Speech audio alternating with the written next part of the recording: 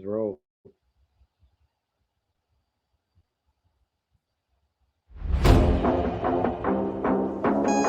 All systems go. Clear for liftoff.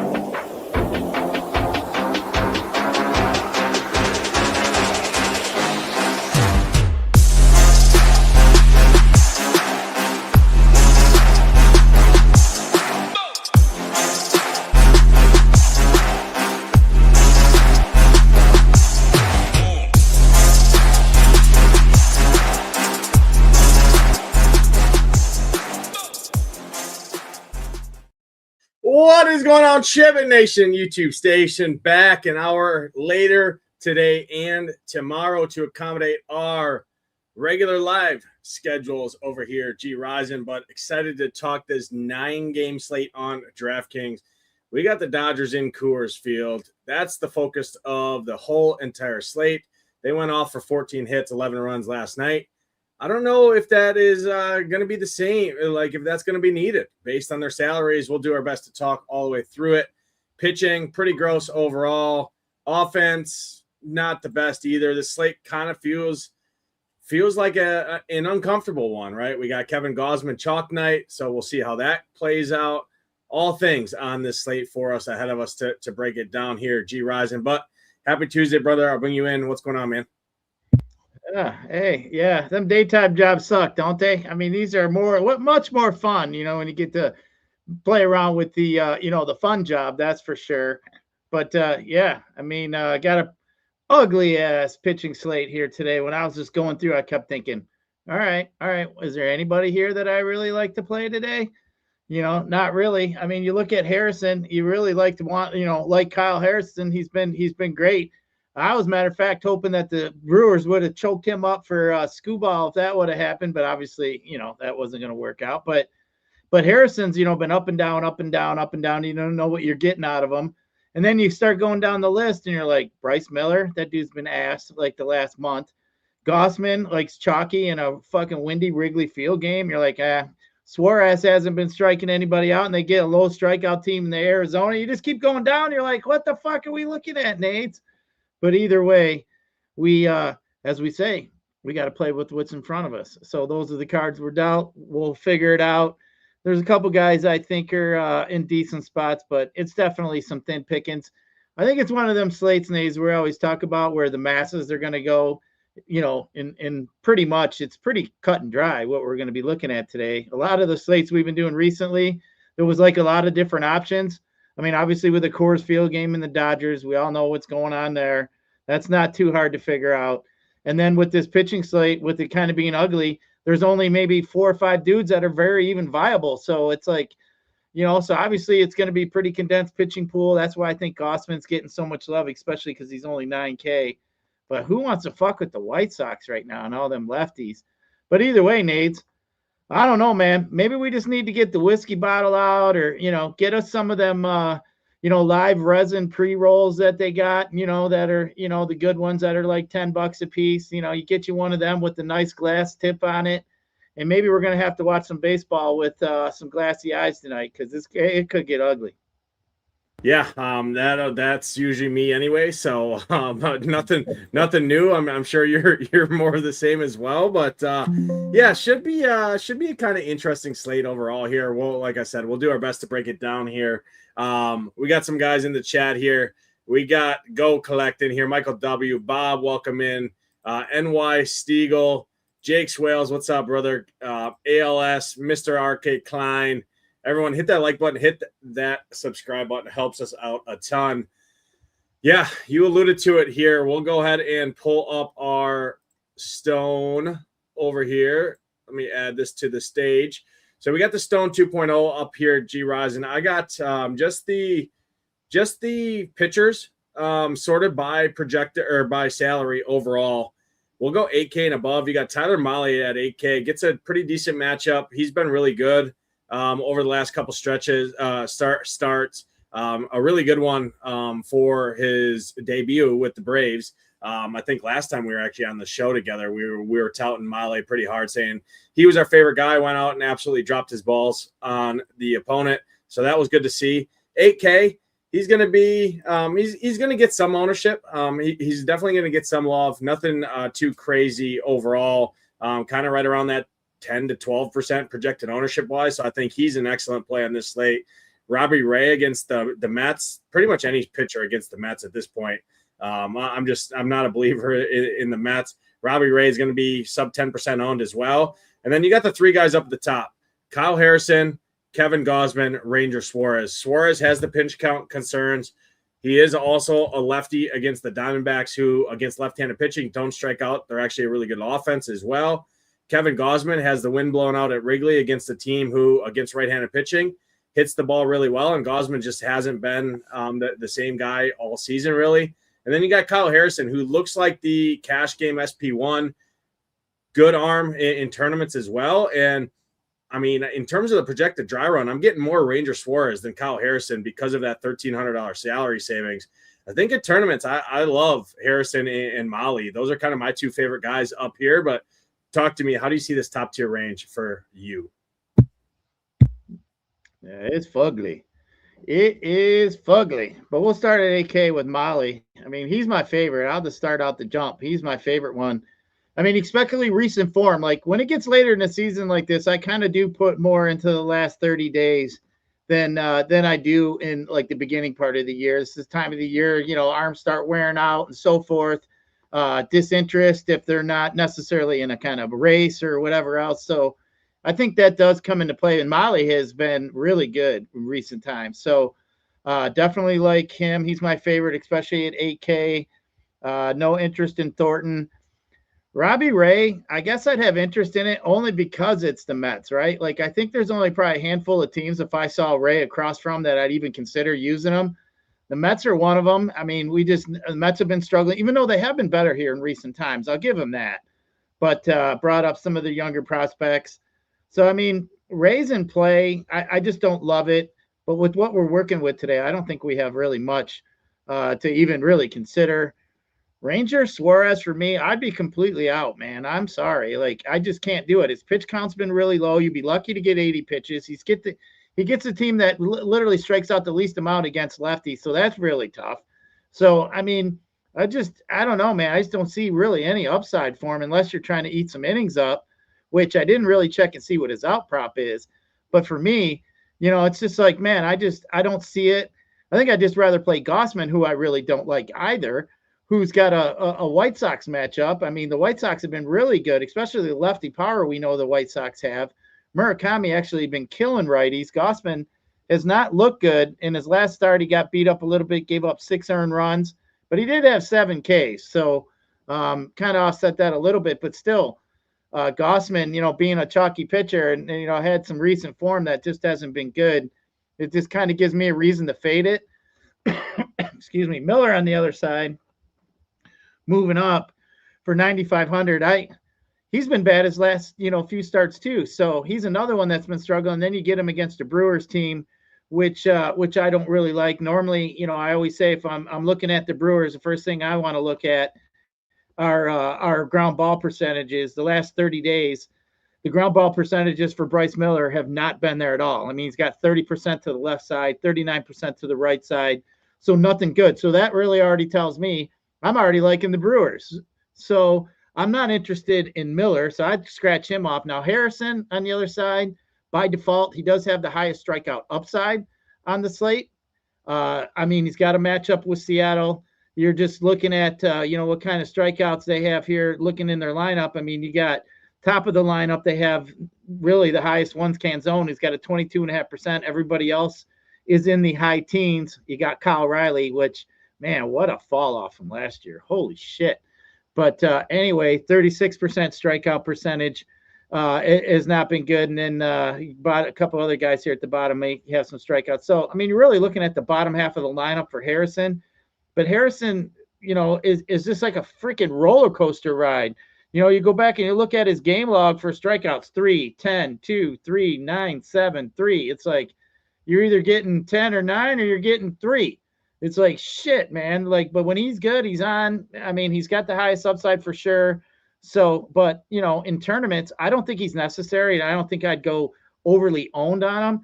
I think there's just a few other guys maybe down below that, maybe we could play just to eat up some innings. And, I'm kind of shooting for 15 points today. Like if I can get 15 points out of a pitcher, I think I'm going to be kind of happy, because I think this is kind of Slate needs that literally with the condensed pitcher pool that I think we're going to see. If more than half of them fail, I think you could literally see somebody win a tournament with like less than a 10 spot, like, a touchdown or something from a pitcher and still win a tournament. So I don't feel like you're going to lose anything by pitching today. So that's why I kind of feel like with the Dodgers on the slate, I think they're going to be a little bit more popular than I think people are going to, some of these, people are predicting, and the optos and everybody are predicting. I really think the Dodgers are going to get some play, because there's a lot of low end pitching today that I think is pretty decent. But man, it's pretty ugly. So if I had to rank it at the top, Molly for me, I think is my favorite. And I give it a pretty good little gap, because I think Molly's just been really good here in recent time. Now he gets, he's at a new team. I just think he's got everything working for him. And then I think I'd go Harrison. And then after that, I hate to say it, but I think I'd go Robbie Ray. So against the Mets, but it's ugly, man. It's really ugly after that. I like a couple guys down below a little bit more than Robbie Ray, but my top two guys here with Molly and Harrison, as you said, I think is a pretty good play. But I don't think that would be if I was making one or two teams, I might keep Harrison in one, and then maybe as we get down low, like I like maybe even a little Eric Lauer if you wanted to go that route, or if there's a couple guys down below, I think you can play. But yeah, man, it's ugly at pitching today. That's for sure. Yeah, it's definitely gross. I see three guys up top. Really, it's two guys. Tyler, Molly, Harrison are my two guys that I want to play above 8K. I think Harrison's going to go under owned because the dry run would say so, right? The dry run, projected dry run projections, optimizers are prioritizing Dodgers bats, probably for a good reason. But, I mean, if Harrison goes out there and puts up 30, I don't think there's another arm on this slate that can come close to that. Now, it's not to say he's going to go out there and get 30. I'm just saying from aspect of, right, position eligibility wise, if one pitcher gets 30, the rest get 17. Well, that's a pretty big gap that, yeah, you can't afford a 5-man Dodger stack very easily with a 10K pitcher in Kyle Harrison. That's why the spend down arms and people want to kind of focus around Kevin Gausman, Ranger Suarez, and then some of the cheaper arms that we're going to talk about. That's kind of the reasoning for that. So I do think Kyle Harrison's really interesting in tournaments. Same thing with Tyler Mahle. Robbie Ray would be the only other guy I have interest in. I'm not messing with Bryce Miller, not messing with Gausman or Suarez with that pitch count concern. Don't want to mess on with Zach Thornton against the Padres. Padres been really, really solid as of late there. So for me, it's really those two guys up top. Robbie Ray would be a distant third if going there, but ideally I want one or both of those, Harrison and Mahle. And then some of these cheaper guys that we're going to talk about. I want to bring up a couple guys down here. Jack Perkins, Jackson Kent, Christian Javier, as gross as that seems, but it is a right-handed, it is an insert opposing pitcher against the Angels. George Clausen, I think, has a little bit of interest. And then you mentioned Eric Lauer as well. I do think you can play two of these guys down here. I think you're going to see a lot of builds where you do have two cheaper sub 8K pitchers in a 5-man Dodger stack. That's just kind of the way the slate's shaking up. So any interest in guys like Javier, Quantrill, Kent, Clausen, Lauer, I don't mind some Jack Perkins against those Royals. Talk to me here. How do you see this one? Yeah, I mean, it's ugly down below, that's for sure. But yeah, I mean, when you're looking down below, for one, I would have to be pretty hard pressed to play Javier. I mean, even though he did look pretty good against them not too long ago against the Angels, that being, I think he came in like as after the starter and went 5 innings, ended up with 7 Ks, ended up pitching pretty well. He had like 27 points. So I think everybody's looking at that and, getting all excited. But dude, this guy sucks, man. Javier is not very good. I just can't do it, man. I think I'd rather go on the other side of that, even though I do see some people out there in the industry that do like some Javier. I do not. I think Quantrill's interesting just for the fact that he's been pretty good. He's been eating up innings. I mean, his strikeouts haven't been that bad. He had 6 start before he didn't have any, which was terrible. They have 4 and 7. So, I mean, the last 3 out of 4 starts, he's been pretty decent. So 17 points, 16, 26 points. So, I mean, what I'm looking for here today against a Washington team, you know, you just got to get by a little bit of that power that they got up there. But other than that, I mean, we're sitting at a game total of 7.5. So I think that's interesting. So, I mean, in that game, you got to remember that's Kyle Quantrill against Jackson Kent, and we got a game total sitting at 7.5. So, you know, that Washington lineup looks a little thin when you got, you know, Brady House and Lyle and Cruz sitting there in the middle of that lineup. So it's just not what it used to be. But CJ Abrams really the only worry I think he's got there. Kent on the other side of that, I think he's interesting as well. Kid that's got a decent prospect here. So I think somebody you could definitely look at. I mean, he's got a fairly decent ground ball rate. So they definitely like guys that have ground ball rates.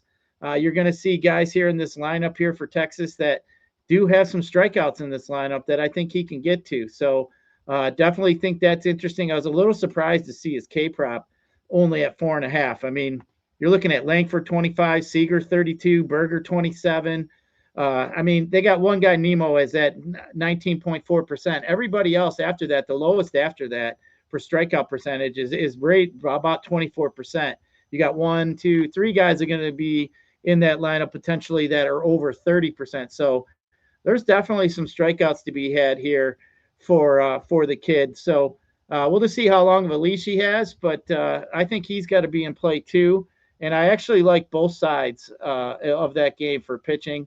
Perkins against Kansas City, I think that's kind of a reach for me. I mean, I won't say I like the Royals, but I do like some Bobby Witt. I think I'd rather play that side, but I guess if I was playing a deep portfolio today of maybe 50 or more teams, I'd probably have a little piece of that just because he's cheap. He's a pivot off some of these other guys that are going to get some play.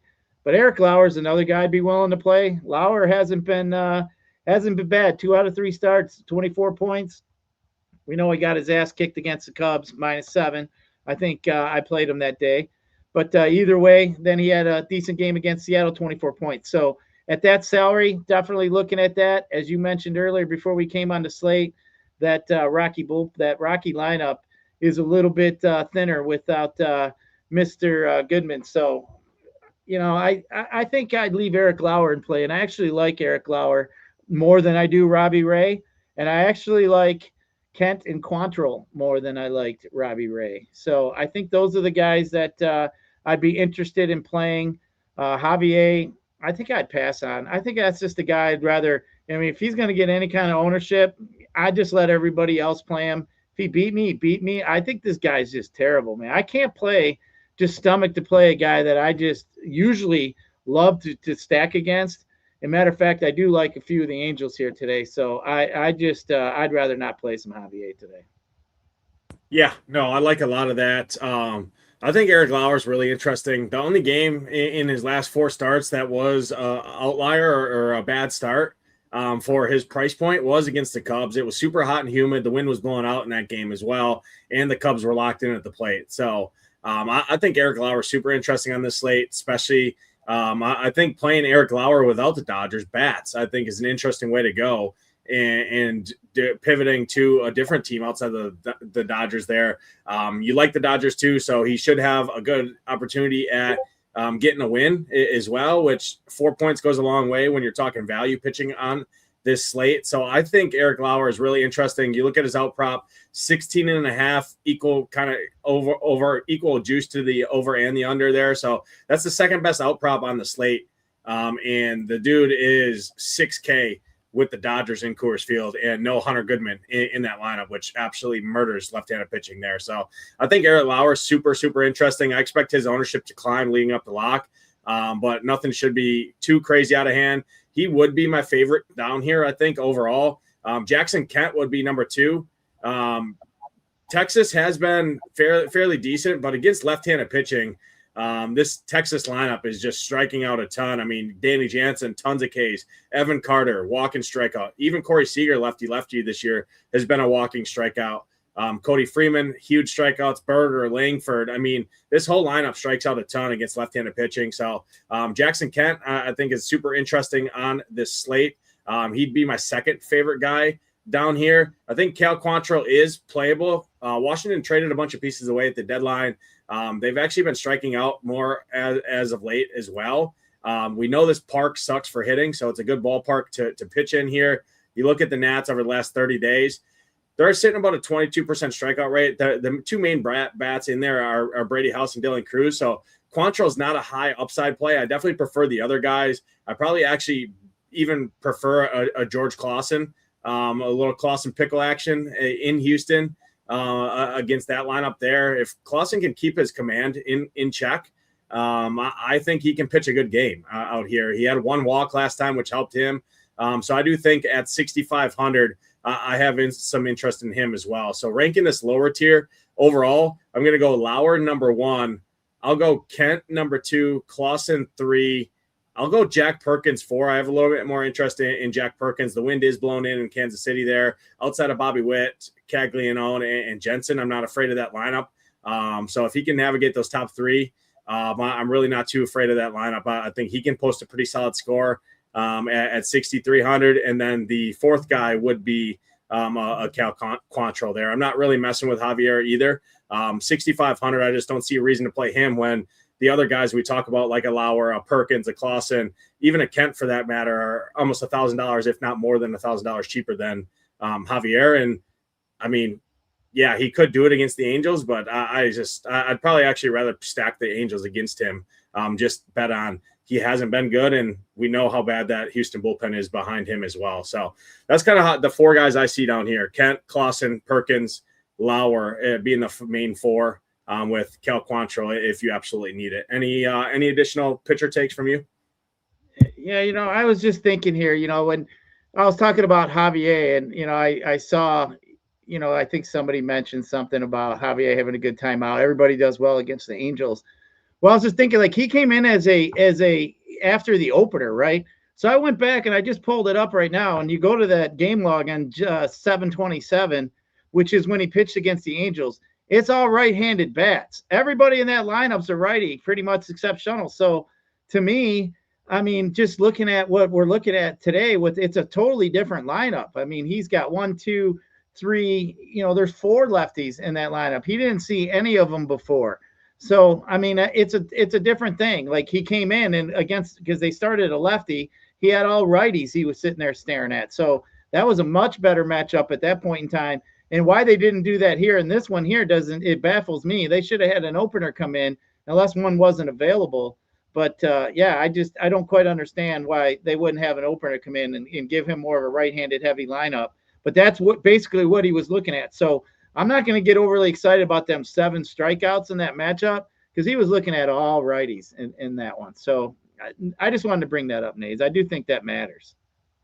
No, it definitely matters for sure. So, yeah, I think we broke it down pretty good. We'll give our synopsis at the end of the show as well of kind of the top 3 or 4 pitchers along with stacks and some home run calls. So let's go ahead and jump over and talk hitting here.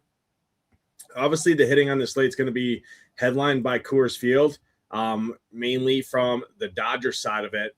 But the first game on the main slate here, we are going up to Fenway. Boston Diamondbacks, Ranger Suarez, good enough real-life arm that don't really love stacking against him. Boston Red Sox bullpen, as it stands right now from the last 2 months in terms of xFIP, sitting second best in baseball. So I don't think D-backs are the best plays here. I know they don't strike out much, but maybe if you wanted to get to like a Moreno, a Corbin Carroll, something like that. Perdomo's been pretty solid. I think that's fine. Don't love that, but I do think the Red Sox lefties here are super interesting overall. Merrill Kelly, I'm still not a believer in Merrill Kelly. I know he's had a good start or two. I'm not a believer in this guy. He has looked better than he started the year, but against lefties, he's still below 17% strikeouts, still walks a bunch of guys, gives up a bunch of power. And I think the Red Sox did it yesterday. I think they can do it again. Mickey Gasper, super cheap catcher in there.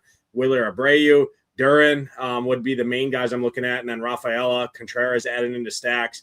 Adley's been horrendous since he's put a Red Sox uniform on, but he's still a better player than what he's showing.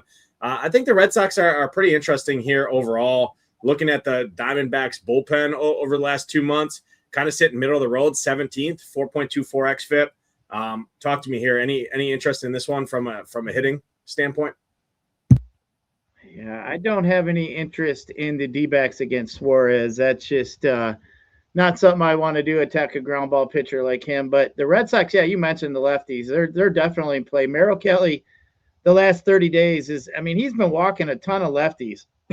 His WOBA's at 391 the last 30 days, 197 ISO, 81 plate appearance so far in the last 30 days.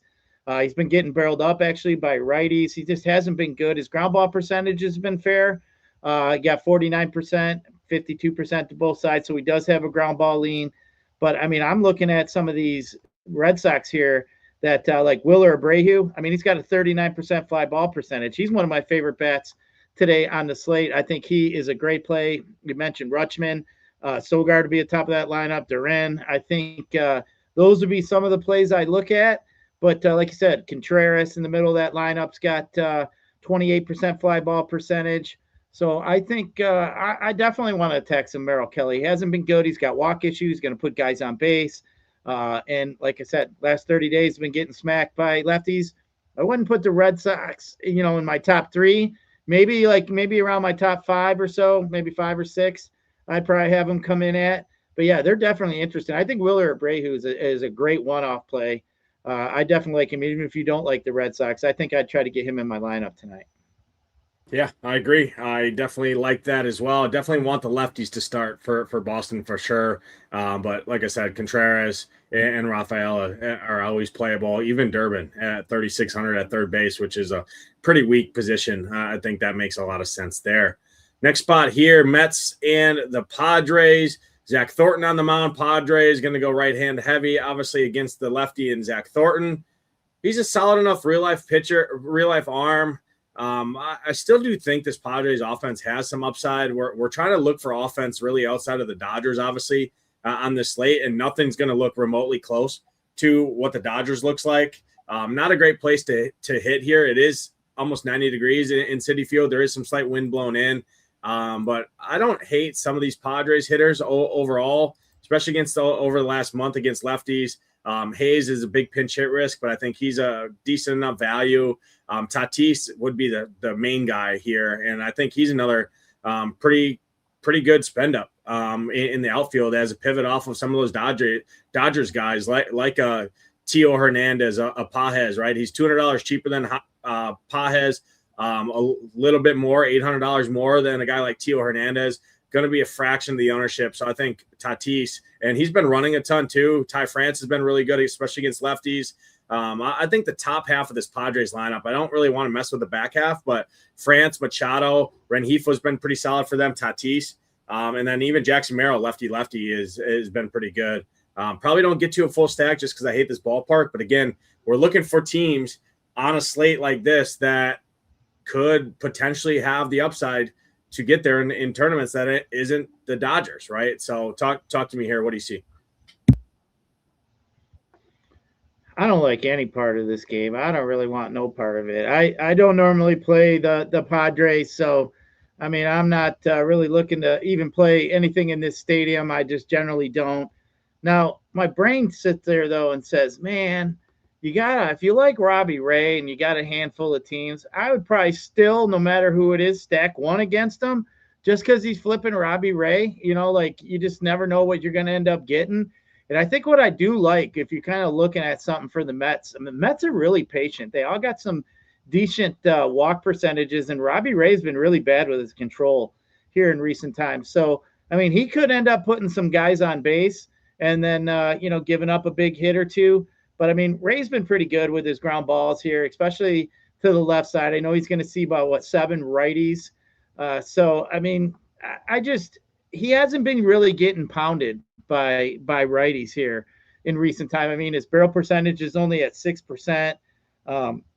He just hasn't really been getting beat up. That's kind of why I do like him against the Mets. But man, I think if you're just going to get any kind of ownership, if you're thinking Robbie Ray's going to get some ownership in the teens, even possibly, I think I'd just play a Mets stack just because, like make me feel better. If he gets beat up, at least I can think at least I got a shot with one team, because he is just that kind of guy. Like, he's either going to get his butt kicked or not. I mean, it's just the Mets, or I probably like it even more. But I just wanted to bring that up. I mean, because I do think it's a decent spot to maybe not get a lot of leverage, but if he's going to get played, why not? I don't think anybody's going to go to any Mets today, and I think they'd be really low owned. If he could start walking some guys, it could get ugly quick, man. That's all I'm saying. Yeah, the issue for me is, number one, nobody's really playing Robbie Ray. That's kind of why I brought him up in terms of pitching. And number two, it's a really rested Padres bullpen. Just their long relief guy was the only one that's really thrown any significant amount of pitches in the last 3 days. And we know how good that bullpen is. But what I will say with the Mets is Francisco Lindor, I think, is a really, really good pivot off of a guy like Mookie Betts at a fraction of the ownership. I mean, you're talking like 30% ownership for Mookie, and you're talking like 5% ownership for Francisco Lindor. And I mean, you're giving me 6-1 odds that Mookie's automatically guaranteed to outscore Francisco Lindor on this slate.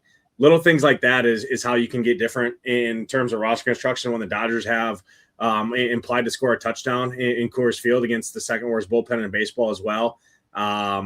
So little things like that is what I like to look at. Everyone's naturally just going to insert Mookie Betts in their Dodger stacks because he's reasonably priced compared to majority of the other Dodgers, hits in the heart of that lineup. It's just an easy click, right? If they're not spending $6,200 for a guy like Bobby Witt, I think Lindor, and he can do it on the ground as well. So I prefer this game more as kind of 2-man mini stack, one-offs, things like that. But I definitely have a little bit of interest, at least in the Padres, just because I don't think anyone's playing them, and they've been actually pretty solid and kind of coming into form over the last month. So first time I jump on the Padres all year, probably going to be bad news. But again, I'm looking for some offense outside of the obvious Dodgers, right? So next game on the slate here, Gyiraszin, we're going to Kansas City. We're going to Kauffman Stadium. About 90 degrees in Kansas City. We got some wind blown in, about 8 to 10 mile an hour wind blown in. So not going to play as hitter friendly as it typically would if the wind's going the other way. It's still a 4K unproven arm, pretty much kind of a bullpen game here from the A's. Bobby Witt looks really good. Is Basso coming in as an opener ahead of what's going on? Did we have this wrong here? Is he coming in as an opener ahead of Perkins, or did you see that? Sorry, I was catching up as I was in the car. Perkins I see Perkins as the starter. Yeah, I don't know what's going on here. We'll get the team. We'll get the team to update this. I was like, this doesn't seem right. But anyways, Perkins is going to go for the A's. Sorry about that. He's a righty. Strikes out a lot of lefties. Doesn't strike out as many righties. Gives up some power to really both sides of the plate here. So the issue is the Royals just don't have a lot of power outside of Caglianone, Jensen, and Bobby Witt. Like I said, those three guys look good. A little wraparound stack, 8-2-3 looks pretty good for me.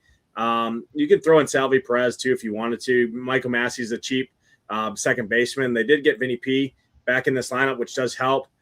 I don't love the Royals here overall. The A's bullpen is not good. I get it. Jack Perkins has been up and down.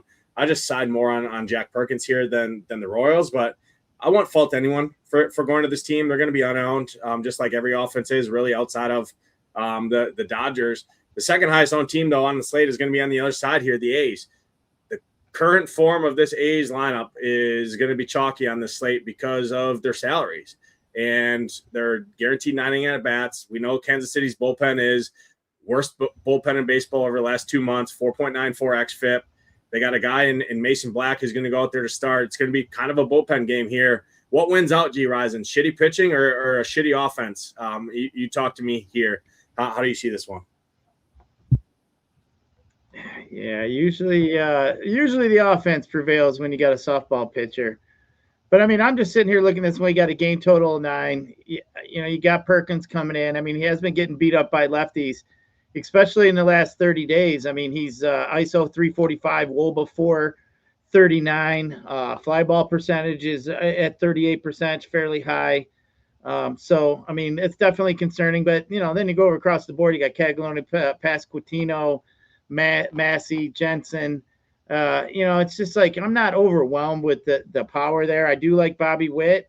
I think I'd like it more as a mini sack. I kind of got him in the same bucket as like how I kind of felt with the Red Sox that we just talked about. So, I think for me, the A's on the other side of that.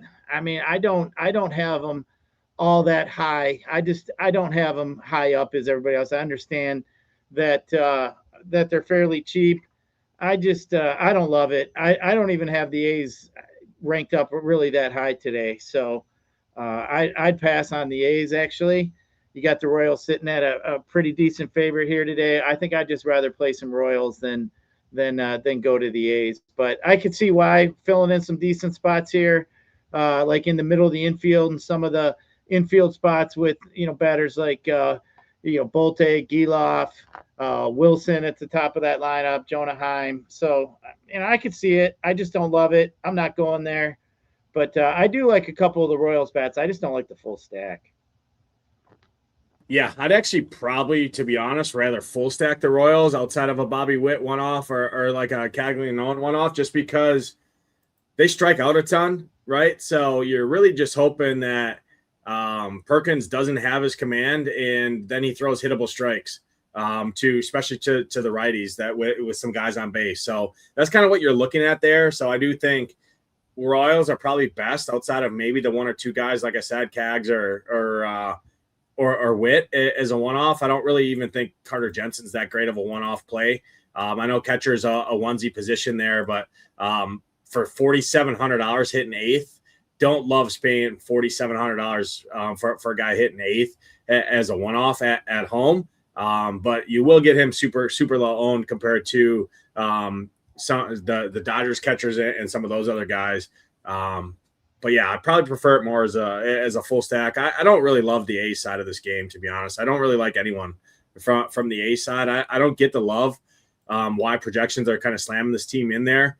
I don't see it. Maybe I'm missing something there. They just been horrible. This lineup is a AAA lineup right now.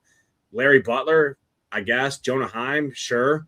Something like that. I mean, McNeil's been red hot right now. I don't know what's going on with him. He's finally hitting power. Usually this guy's just a slap hitter. He's been hitting for some power, so I guess so. But at ownership, give me the Royal side of it overall. But another game that I just don't love overall. It is going to change in this next spot, though. The Braves heading into Minnesota to face Zebby Matthews. Tyler Mahle, one of our favorite pitchers overall on the slate. Takes me off the Twins. I do like the Braves a ton here, though, against Zebby. Zebby has home run issues. The Braves have a ton of power. They disappointed last night. We know the Twins bullpen is not good either behind Zebby Matthews. So give me some. Drake Baldwin looks really good. Matt Olson, Mike Yastrzemski look really, really good. Austin Riley has some power if he doesn't strike out. So that's a boomer bust guy at third base, which is a pretty weak position. Max Muncy is going to soak up all the ownership at that position. Ronald Acuna back in this. Albies. I like this spot. Michael Harris even. I like this lineup 1 through 9. I'm in on the Braves here tonight. Braves are up there next to kind of the Red Sox for me, behind the Dodgers, obviously. But talk to me here. What do you see in this one in Minnesota here? I actually like the Braves more than the Red Sox, especially the lefties against Zebby Matthews. Matthews has not been good. His walk percentage, been walking. He's got control issues. His last 30 days been getting smoked by lefties. 10.5% barrel percentage on the year, a 13% barrel percentage, 10% to the right side. His ground balls have been a little bit better in recent times, but I mean, Zebby Matthews is not very good at all. So for me, I'm looking to get some of these lefties here. I mean, I'm looking, even though with Matthews is, like I said, he does have some ground ball lean, but I do like the fly ball percentages we're looking at here with these lefties for the Braves, like Baldwin at 30%, Olson 33%, Albies 38%, Yastrzemski 30%, Riley 33%. So, I mean, you only got a couple bats that we'll call ground ball bats. Michael Harris is considered more of a ground ball bat. He's got a 46% ground ball percentage. against righties, which actually is the highest on the team. He's got a very low 24% fly ball percentage, which is the second lowest in that lineup. So not saying to avoid Harris. I just saying that it just doesn't line up. I don't like to play ground ball pitchers with ground ball hitters. You end up pretty much with a ground ball. So either way, I do like the Braves. I think all of them. Olsen be one of my favorite bats. He's just been hot as can be, one of the home run leaders. I think, just the power up and down that lineup is something I like. I mean, what we're looking for to keep up with the Dodgers, I think the Braves can do so against the Twins. You got that ninth inning at bat that we like as well. So, yeah, give me some of these Braves. They're almost sitting there with a pretty close to a 5-run total. So, yeah, I'll attack this Twins team here today. Yeah, the Braves bullpen's pretty taxed too. Jeff Hoffman, I know he hasn't been as good this year as he was last year, but he's probably going to be unavailable. He's threw 20 pitches yesterday, 17 on Saturday. Gomez threw 19 pitches yesterday. Adams threw 18 pitches yesterday. So, I mean, they're pretty taxed. 3 or 4 of their arms are 26 pitches or higher in the last 3 days, and it's already not a good bullpen. So, yeah, I love the Braves a ton on this slate, and if they burn me, they burn me. But I'm looking for some offense. Obviously, everyone's going to love the Dodgers. We got to look for some other spots as well outside of them. Bryce Miller heading into Miller Park to face my Brewers. Kyle Harrison on the other side. I mean, if you wanted to just leverage with a guy like J-Rod or Rose Arena, I won't fault anyone for doing that. But I'm not signing up to play any Mariners against Harrison and the Brewers bullpen, who's really good as well. Brewers, I think, have some upside on this slate. Again, we're looking for teams outside of the Dodgers that can kind of try and match. And Bryce Miller, over the last month, has been absolutely atrocious. 274 ISO to both sides of the plate, 41% fly ball rate. I mean, I think this is a spot you could play some Brewers. I don't want to tout it too much. I know the Mariners bullpen is really good. I don't want to be called a clown for talking about Milwaukee on this slate, but I think as a full stack, they do have some merit on the slate overall. But talk to me here, Gyiraszin. How do you see this one in AmFam? Yeah, I don't mind the Brewers in this one. I mean, as I said, his ground ball, Bryce Miller, as I said at the top of the show, his ground balls have been very low in recent times, and I just don't like to play the Brewers against ground ball type pitchers. And Bryce Miller definitely does not qualify as that, especially in the last 30 days. He hasn't looked very good in his last handful of starts. His K percentages are down. So, he's going to be relying on a lot of bat and balls in play. And I think that's not going to do very well for him against this Brewers team, who seems to be pretty good around pushing runners around them bases, stealing bags and so forth. So I think they're interesting. I just don't love it. I don't have it up. If I'm playing 3 teams, I'm not really going there.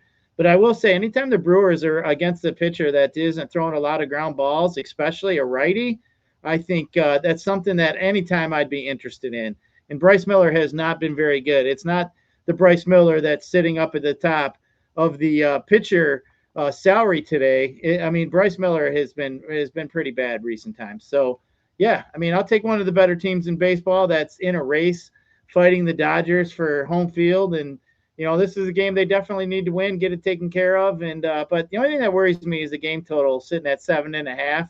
When I'm looking at a, high end of 11.5, we got a 3 9s. It's kind of hard to want to pick an offense out of a game with the 7.5 total. So for me, that's why I'd be out. No, for sure. There's much better spots, but a Turang, a Bowers, Yelich, Lara, so some of those lefties, I think make some sense. Definitely not on top of my board, but I'll be overweight on them like I am every time in my MME set, because it's not going to take much, because every team outside of the Dodgers and the A's is going to be unowned on this 9-game slate. Next spot, Globe Life, Jackson Kent, Cal Quantrill. Nationals, CJ Abrams spend all the way up to be contrarian at shortstop. I will call out Ortiz. I think he's still underpriced for his upside that he displays. He is going against Cal Quantrill, who's susceptible to the left side. I think the Nationals have a spot on the slate, but I prefer him more as kind of like a 2 or 3 man, like an Abrams, Ortiz, Lyle. something like that. I don't love this park. I hate it, actually. Texas, pretty solid bullpen as well. Nats, not the best bullpen. Jackson Kent, kind of a unknown, unproven guy still. But yeah, from an offensive perspective, I don't love this game really from either side. If I had to pick a side, to be more on the Rangers as kind of, or the Nationals, in my opinion, as kind of mini stacks, mainly those lefties, if anything. But what do you see here in this one? Yeah, I mean, if I was to play I don't like either side. I wouldn't play either side. But I mean, I guess I'd go after Jackson Kent, the young kid. Hasn't looked all that great. I mean, if you want to go there, but I mean, I prefer to play the Rangers against righties, so I can get some Corey Seager, some Nimmo, and get the power side of that lineup. I mean, maybe you could play like a Jake Berger if you wanted to go there. Foskew's been decent against lefties. Usually he's at the top of the lineup. I don't know where he's going to fit, but I'd maybe go there. Whew, had a little frog in the throat there for a second. But other than that, Nates, I don't love it. I don't even like the Nats. I mean, that lineup's so watered down. Maybe Abrams, like you said, but I mean, they're just going to pitch around him. I think they'd be pretty smart too. But yeah, I don't love the either side of this one. Yeah, that's why I think Ortiz, Lyle, a little stack behind Abrams. They're probably going to have guys on base, right, in front of them, right? Especially if they pitch around Abrams, he can steal second. So I think those three guys are definitely have some interest. Don't really love the Ranger side. Duran, I think, is interesting. Outside of that, I just don't really love it. Jake Berger always hits lefties pretty solid, but first base, there's big opportunity cost at that position as well. That's kind of the issue I have with Ortiz as well, but it does flip the script because everyone's going to be paying up for Freeman, Ohtani, Matt Olson, spending down at that position and spending up elsewhere when other people are punting it off, I think makes some sense there. But I did want to mention that. I do like this game next that we're going to talk about here. Wind's blowing out at Wrigley, and nobody's really going to play this game from an ownership standpoint because we have the Dodgers in Coors Field. If this was a different slate, I think it'd be much different. I like both sides of this game. I'm not a Kevin Gausman guy. I definitely would rather pick on Fetty Wap, who's going to be the long relief guy for the White Sox with the Cubs team. PCA looks like one of the best plays, in my opinion, on the slate. I know he's 6,600, but he's still $500 cheaper than Shohei Ohtani with similar upside. Ohtani doesn't swipe any bases. PCA runs every time he's on base. So he does have that. Obviously, you would much rather have Shohei Ohtani, but it's 7,100. That's a pretty big price point. I know 6,600 is still expensive. Yeah, he's going to see the lefty to start the game there, which does hurt guys like Bush and PCA to start the game. But Fetty Wap's super attackable from both sides of the plate, especially from the left side. You got a super cheap Pedro Ramirez switch hitter in there, Ian Happ, who's buried. You got a cheap Conforto who's going to see a bunch of at-bats against Fetty and probably misses the opener as well. So I think the Cubs are super interesting on the slate, and nobody's really going to them. The White Sox don't have the best bullpen either. I like this game on both sides. I think Murakami's a great spend up at first base as well. Right there, cheaper than $600 or $700 cheaper than Freddie Freeman, Benintendi, Colson Montgomery. I like both sides. This is probably my favorite overall game outside of Coors Field to target some offenses from that is going overlooked on the slate. Talk to me here, though. Yeah, I like both sides. I mean, man, from what I'm hearing, Nate, this series been nasty so far. I heard there was some big ass brawls out there in the bleachers, White Sox and Cubbies fans going at it. I know they were talking shit. I know that I'm pretty sure the bench is empty too. So they've been just getting nasty with each other over there, those two teams from Chicago. PCA, I mean, dude, hits a walk-off, hits a homer first time out. I mean, this dude's seeing beach balls right now, playing some great baseball. So, yeah, I think the Cubs are interesting. Fetty Wap, as you said, coming in for the White Sox. I mean, he hasn't been – I mean, that guy's just been an old veteran. It's like that guy don't go away. He's like a fart in the shower. Just doesn't seem to go away. But, man, his last 30 days, he's been getting beat up pretty hard from both sides of the plate. 14% barrel percentage to the left side, right side 10%. His fly ball percentages are high, almost 39% to the left side, 36% to the right side. So, man, I mean, he's not really missing any bats. So, especially the right side, he's at 16%. So, I mean, Suzuki be somebody I'm looking at. PCA I'm always looking at. You know, we always like Bush. Bush definitely likes to take it long. So, we definitely like some Cubbies. I'm thinking Cubbies for me. And now, as far as the White Sox go, man, I think the White Sox are definitely interesting because if Gossman's going to get some ownership, I like the power side, Murakami's, Benintendi. I do think it's a little bit of a pinch hit risk. Montgomery. So I do like this White Sox team. As I mentioned, I mean, Gossman's been bad against lefties his last 30 days, 56 plate appearances. He's got a 14% K percentage, which is down quite a bit from where he's been during the rest of the year. He hasn't really been getting barreled up, but I mean, if we're looking for reasons to pick on a chalky type pitcher, I think with a 359 WOBA, his ground ball percentages have been a little lower to the right side so far this year, like low 30%. So I'm not really worried about Gossman's ground balls. He does have a little bit more ground balls to the left side. Just looking at some of these guys from the White Sox fly ball percentage, Murakami, 43%. That's high. Vargas, 38, 37.8. Benintendi, 33. Colson Montgomery, 38%. So they definitely got some fly ball hitters on this White Sox team. I think this series has been like a playoff series there, dude. There's some high emotion going there. So I do like it. I think both sides. I think you're going to see some offense today. I think you're going to see some teams that are going to take some chances. They're going to steal some bags. Of course, the White Sox sitting up in first place. I mean, it's got all the trimmings for that game. That'd probably be a really fun game to watch. Too bad I got to go bowling tonight, last week of the summer league, so have to kick some ass here tonight, Nades. But either way, I think for sure both sides of this game. But I do like the Cubbies a little bit more. Yeah, I definitely prefer the Cubs side, but I think the White Sox are super interesting as well. Gausman just hasn't been the same against lefties over the last month. He's going to see a lot of good lefties or pretty solid lefty hitters that have hit right-handed pitching really well all year. And then the Cubs bullpen is super, super fatigued. I mean, they used 4 arms yesterday, 3 of them throwing 22, 22, and 24 pitches. On Sunday, they used 5 arms. So in the last 2 days, they used nine arms out of that bullpen. And they sit already like 14th worst in the league in terms of xFIP, right around at 4.3. So I do think that helps add. If they can get Gausman out of there fairly early, you could see this game turn into a softball game. But yeah, I'm with you. I definitely prefer the Cubs side overall. I do think Murakami, Colson Montgomery, Benintendi, some of those lefties that from the White Sox don't break the bank, and they have a ton of power as well, especially against right-handed pitching. Next spot on the slate. I didn't dig the weather, but Robert's saying here about bad weather in Chicago. Did I miss something? Yeah, I'm not worried about it. We'll probably get a delay. The storms will move through, and they should play. I don't foresee like a postponement or anything like that. We're not using the pitchers in that game anyways, so I don't care.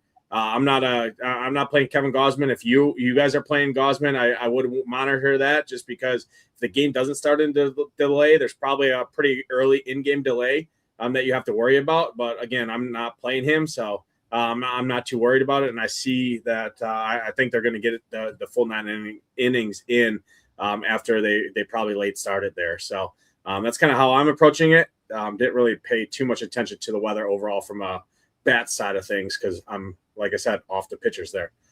Next spot, Angels, Astros, Clausen, Javier. This is a game that wouldn't shock me if it's 7-10 or if it's 3-1. Gyiraszin. Angels bullpen's horrible. Astros bullpen's not great. These pitchers have not been. I mean, they've shown signs of upside. They've also shown plenty of downside. Talk to me here. You hate this Angels lineup. People are just playing Javier because it's a right-handed pitcher against the Angels. But I mean, Meckler leading off at 3,200. Mike Trout, who's been really good, 5,200. He's going to be 3% owned because, again, the Dodgers. Everyone's going to prioritize the Dodgers at those price points. It's a lot easier to click Kyle Tucker for $100 cheaper than Mike Trout, right? It's a lot easier to click Tio Hernandez for 4,600 than a Mike Trout, something like that. Zach Neto, same thing. It's a lot easier to click Mookie Betts for $200 more than Zach Neto. I think this game is interesting. Probably prefer the Astros if stacking aside, just because I'd rather pick on that Angels bullpen and Clausen overall, just because he could walk himself right out of this game super early. And then you got a lot of at-bats against a really horrible bullpen. But how do you see this one overall from offense? It's hard for me to kind of get a great read on this one. Obviously, Jordan looks elite on this slate at 6,500. Another guy up in that top echelon of like, I probably prefer a PCA, but PCA and Jordan, neither of them are going to get played over Ohtani. So talk to me. How do you see this? I actually like the Astros quite a bit. I'll put them around the same as probably don't like them as much as I like the Braves and Red Sox, but I'll put them pretty close to the same tier. I mean, Clausen's has not been very good. His strikeout percentage against lefties last 30 days has been 10%. I mean, he's been walking 14%. He does have some ground ball lean. So, but man, he's been not been very good here in recent times. So, I mean, just looking at here, Yordan Alvarez sitting with that 40% fly ball rate is pretty good. Varsho sitting at 30%. Paredes even at 31. I don't mind that. But, I mean, I'm also picking on this bullpen after Clausen. I mean, I don't expect Clausen to go too deep. So I think with the Astros sitting here, I mean, got a game total at 9. They're a pretty heavy favorite. Got a team total sitting at 5.2. I think the Astros are definitely interesting. Jordan would be a guy that I definitely would like to pivot off of Ohtani. You know, if you want to pivot Ohtani, put in Jordan. I think that's definitely somewhere you could go, something you could do. I don't mind that at all. I mean, Jordan about to win the damn Triple Crown the way he's been going. So don't mind that. I think Astros for me, though, I'm going to put them up there fairly high, is one of my favorite stacks. And I don't think they're going to get the ownership they probably should. And it's more or less me attacking a crappy pitcher and then going after a bullpen. Now, Christian Javier is another guy that I'd normally love to attack. The dude gives up a ton of fly balls. He's not getting the ball on the ground. His K percentages to lefties are just god-awful. So, I mean, if I do believe that, I mean, I think I should take some shots here on some Angels. I don't love the lefty power that I'm getting from the Angels, but, you know, you throw in Mike Trout, who's got a pretty good fly ball rate. Dude's been, you know, smashing some baseballs recent time. I don't love a full Angel stack, but I think both sides of this game would definitely be in play for me. I really like the Astros, but I wouldn't discount the Angels because Javier's just been bad, man. That dude's not good at all. I mean, yeah, like I said, he had them 7 strikeouts in that 5 innings after he came in after that starter. And like I said, it was all righties he saw in that lineup. He's going to see a handful of lefties today. I just don't like him as much, but I don't love the power that them Angels are bringing. So I just have it a little further down. But Astros, man, they're really interesting because I love picking on that Angel bullpen. It sucks. Yeah, there is 4 lefties, I think, in that Angels pen. So guys like Taylor Trammell, Dalton Varsho are probably going to get the hook. But again, with so many righties in this lineup, I don't know if they naturally just automatically go to one of those lefty relievers out of that pen. It's really kind of hard telling. You'll probably obviously see at least one of them. So Varsho and Trammell do have some pinch hit risk there, but Paredes, Pena, Alvarez, I mean, probably rather full stack the Astros and just say I'm going in on it. And I don't really want to pick out individual bats because it's probably either a ground ball or a walk from Clausen. And then you can really pile on runs quickly if he starts giving free passes and then has to come over the heart of the plate. So that's kind of how I prefer to play it overall, is probably the full 5-man of the Astros outside of Alvarez.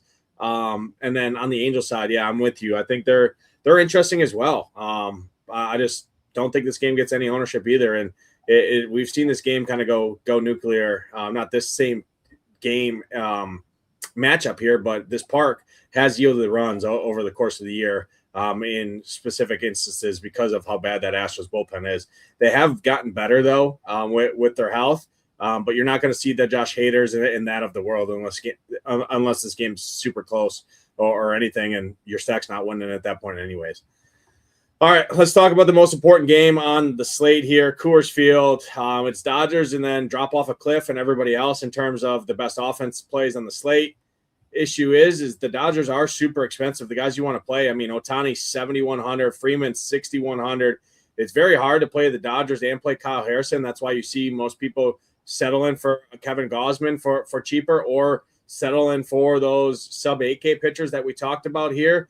Probably see a bunch of Eric Lauer Dodgers teams, even though Eric Lauer is not projected to be super high owned right now. I do think the more people start building and they just click him in there with their Dodgers with no Hunter Goodman now in that Rockies lineup, hard to argue against the Dodgers. They look really good here. Feltner's not good. The Rockies bullpen is absolutely horrendous behind them. They used some arms last night as well when the Dodgers put up 14 hits. How do you see this one? Are you 5-man stacking the Dodgers? Or you prefer more as mini stacks at these salaries and just look at a different offense, points per dollar wise, to kind of outscore them? How do you see this? How are you approaching it? And any Rockies interest on the other side against Eric Lauer? Oh man, if you're playing some Dodgers, I think you just got to be different with the way you build your lineup. I mean, maybe play the Dodgers without Shohei. I think that would be something to be, a different way to be, because the Dodgers are going to be fairly popular, and rightfully so. Ryan Feltner sucks, man. I mean, this guy has just not been good at all.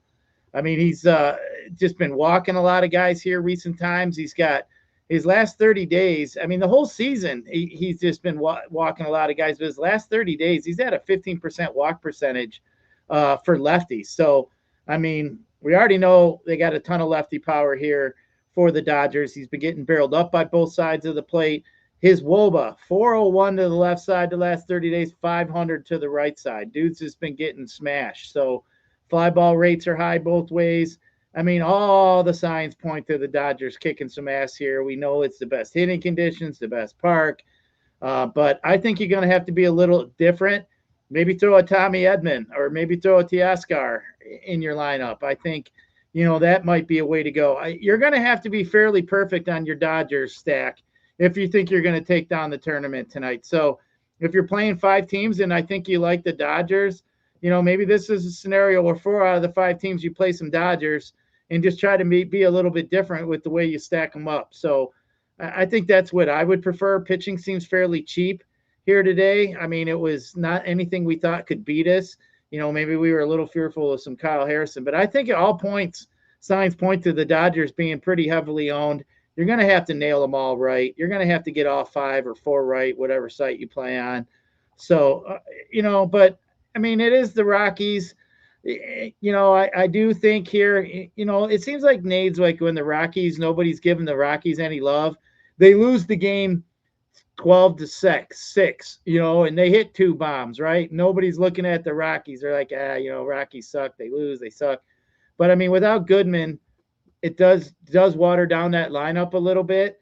But I mean, Cole Carrig isn't a bad play up there at the top of that lineup. I don't mind him at all. Jordan Beck's another guy that hits lefties fairly well. So I wouldn't put the Rockies out of it. I just do like Eric Lauer a little bit more. He's been pitching fairly decent since he's landed over there with the Dodgers. So I think, I'd rather play him, but I wouldn't fault you if you do like some Rockies to get a little bit different. But man, Dodgers for me, I mean, it's fairly easy. I mean, you just stack them up, stack them every which way, all the different ways. And I can't fault you. I could see a pretty decent number. For me, there's just more scenarios for the Dodgers to go off than any other team by far. So for me, I think I'd be pretty overweight on the Dodgers, but I think I'd be sure to throw in some bottom pieces of that lineup.